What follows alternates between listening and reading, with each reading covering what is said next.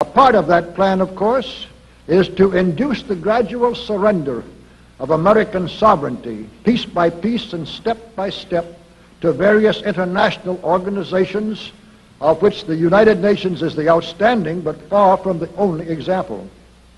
Now, here are the aims for the United States. 1. Greatly expanded government spending for every conceivable means of getting rid of ever larger sums of American money as wastefully as possible. 2.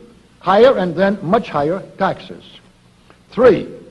An increasingly unbalanced budget despite the higher taxes. 4. Wild inflation of our currency. 5. Government controls of prices, wages, and materials, supposedly to combat inflation. 6. Greatly increased socialistic controls over every operation of our economy and every activity of our daily lives. This is to be accompanied, naturally and automatically, by a correspondingly huge increase in the size of our bureaucracy and in both the cost and reach of our domestic government. 7.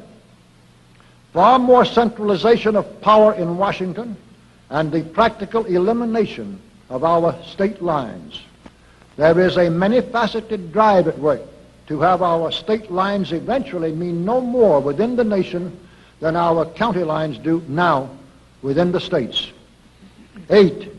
The steady advance of federal aid to and control over our educational system, leading to complete federalization of our public education.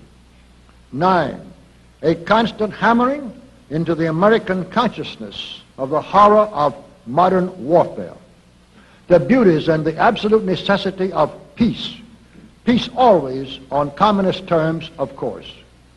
And 10, the consequent willingness of the American people to allow the steps of appeasement by our government which amount to a piecemeal surrender of the rest of the free world and of the United States itself.